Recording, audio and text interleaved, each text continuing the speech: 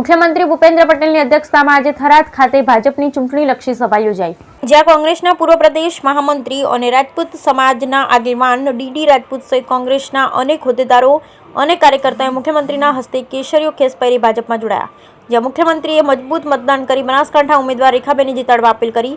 લોકસભાની ચૂંટણી આવતા જ કોંગ્રેસ અને ભાજપમાં જોડતોડની રાજનીતિ શરૂ થઈ છે, ત્યારે આજે બનાસકાંઠાના થરાદમાં મુખ્યમંત્રી ભૂપેન્દ્ર પટેલની અધ્યક્ષતામાં જાહેર સભા યોજાઈ હતી, જ્યાં ગુજરાત સરકારના મંત્રી બળવંતસિંહ રાજપૂત, સાંસદ પરબત પટેલ સહિત ભાજપના ધારાસભ્ય, નેતાઓ અને કાર્યકર્તાઓ ઉપસ્થિત રહ્યા હતા, જ્યાં કોંગ્રેસના પૂર્વ પ્રદેશ મહામંત્રી અને રાજપૂત સમાજના આગેવાન ડીડી રાજપૂત, કોંગ્રેસના જિલ્લા પૂર્વ યુથ પ્રમુખ ભગવાન જોશી, પૂર્વ મહામંત્રી યુથ કોંગ્રેસ બનાસકાંઠાના મહામંત્રી ધીરજસિંહ ચૌહાણ સહિત અનેક કોંગ્રેસના હોદ્દેદારો અને કાર્યકર્તાઓ સહિત ક્ષત્રિય સમાજના મોટી સંખ્યામાં લોકો મુખ્યમંત્રી ભૂપેન્દ્ર પટેલના હસ્તે કેસરીઓ ખેસ ધારણ કરીને ભાજપમાં જોડાયા હતા, જ્યાં મુખ્યમંત્રીએ મોદી સરકારના વિકાસના કાર્યોની વાત કરતા કહ્યું કે આજે આપણે સૌની સાથે ખૂબ મોટી સંખ્યામાં ડીડી રાજપૂત સાથે અનેક કોંગ્રેસ કાર્યકર્તાઓ અને અનેક લોકો ભાજપમાં જોડાયા, તેમનું હું સ્વાગત કરું અને ભાજપમાં આવકારું છું। મોદી સાહેબ, દેશ અને દેશમાં આવતા ઇલેક્શનો હવે જાતિ અને ધર્મ ઉપર નહીં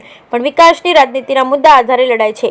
પહેલા આપણે અર્થતંત્ર માટે ચિંતિત હતા, હવે મોદી સાહેબ આવ્યા પછી અર્થતંત્ર 11મા સ્થાનેથી 5મા સ્થાને આવ્યું, હવે અર્થતંત્ર 3જા સ્થાને આવે તેવી ચર્ચા થાય છે। મોદી સાહેબને 3જી વખત પ્રધાનમંત્રી બનાવી અર્થતંત્ર 3જા સ્થાને આવે। આજે વિકાસની વાતો આપણે કરીએ તો આજે જે આપણી રેલવે છે એનું ઇલેક્ટ્રિફિકેશન 1947 થી 2024 સુધી જે વીજળીકરણ થયું તે 21,801 કિલોમીટર થયું અને 2014 થી 2023 સુધીમાં 38,650 કિલોમીટર થયું છે। સેવા કરવી છે તો સુશાસન આપવું જ પડે। ગામે ગામ હેલ્થ સેન્ટરો બન્યા પણ ક્યાંક હજુ પણ બૂમ આવે છે, ડોક્ટરની સંખ્યા ઓછી છે। મોદી સાહેબ ગુજરાતના સીએમ બન્યા એ પહેલા 1375 મેડિકલ સીટો હતી, આજે 7,000 મેડિકલ સીટો છે। દેશમાં 51,351 બેઠકો હતી, જે 1,43,401 બેઠક દેશમાં મેડિકલની કરાઈ છે। વિકાસ કરવા માટે પૈસાનું આયોજન કરવું પડે તો આજે જ જીએસટી ટેક્સ કર્યો તો એની આવક 1.78 લાખ કરોડની આવક ફક્ત માર્ચ મહિનાની આવક છે। એક ટેક્સ વન નેશનનો મોટો ફાયદો છે। 2000 સાલમાં ગુજરાતનું બજેટ 13,000 કરોડનું હતું, આજે 2024માં 3,32,000 કરોડનું બજેટ આવ્યું છે। આજે તમે જે કામ કહો તે કામ કરવાની તૈયારી છે।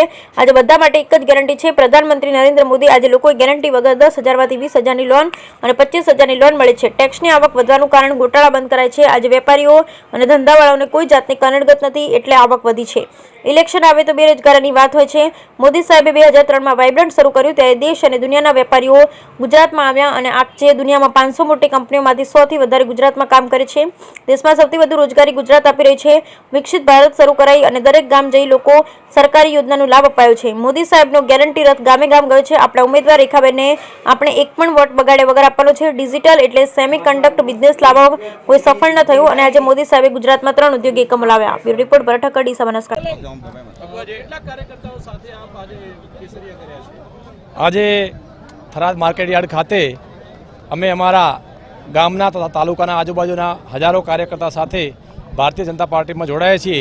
એની અમને ખૂબ ખૂબ ખુશી છે, કેમ કે નરેન્દ્રભાઈ મોદીની આગેવાની હેઠળ જ્યારે આ દેશની અંદર જે વિકાસના કામો થઈ રહ્યા છે, જેવી કે 370 કલમ છે, રામ મંદિરનું નિર્માણ, આવા તો અનેક કામો નરેન્દ્ર મોદી સાહેબે જ્યારે કર્યા છે એની પ્રેરણા લઈ અને અમે પણ આ બધા અમારા કાર્યકર્તાઓ મિત્રો સાથે આજે ભારતીય જનતા પાર્ટીનો ખેસ ધારણ કર્યો છે, જેને અમને એની ખૂબ ખૂબ ખુશી છે અને દેશ આ દિશામાં ખૂબ આગળ વધે એવી પ્રાર્થના કરીએ છીએ। કોંગ્રેસમાં શું હોદ્દો હતો અને છેડો ફાડ્યો છે, ભાજપ માટે કેવા પ્રકારની કામગીરી કરશે? કોંગ્રેસની અંદર બનાસકાંઠા જિલ્લા યુથના મહામંત્રી તરીકે હું હતો અને છેલ્લા આમ તો 17 વર્ષથી પાર્ટીની અંદર કામ કર્યું છે, પણ મોદી સાહેબના આવ્યા પછી જે એમના કામ જોઈને મને ખૂબ પ્રેરણા મળી, તેથી આજે મેં આ મારો કેસરી ધારણ કર્યું છે।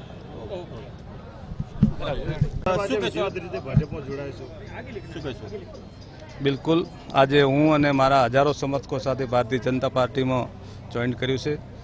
છેલ્લા 10 વર્ષથી ભારતના પ્રધાનમંત્રી તરીકે અને ગુજરાતના મુખ્યમંત્રી તરીકે જે નરેન્દ્ર મોદી સાહેબે કામગીરી કરી અને આજે જે આપણો દેશ દુનિયાની અંદર દેશનો ડંકો વાગી રહ્યો છે, સામાન્યમાં સામાન્ય માણસથી કરી અને દેશમાં જ્યારે પ્રગતિ થઈ રહી એનો લાભ મળી રહ્યો, સામાન્ય માણસને પણ એનો લાભ મળી રહ્યો હોય, દેશ ખુશખુશાલ હોય, દેશની તિરંગાની આન બાન શાનનું જ્યારે આપણે ગૌરવ સાથે જ્યારે એનું સન્માન કરી રહ્યા હોઈએ ત્યારે હું એનાથી પ્રભાવિત થઈ અને છેલ્લે જ્યારે હજારો વર્ષનું હિન્દુઓનું એક પ્રતિક સમાન રામ મંદિરની પણ પ્રતિષ્ઠા મોદી સાહેબના નેતૃત્વમાં થઈ હોય ત્યારે હું મારા અંતરના આત્માને અવાજને સાંભળી અને ભારતીય જનતા પાર્ટીમાં આજ જોઈન કરી રહ્યો છું. કોંગ્રેસ છોડી ભાજપમાં જોડાયા છે. કોંગ્રેસને કેટલો ફટકો અને ભાજપને કેટલો ફાયદો થશે આપના વાત?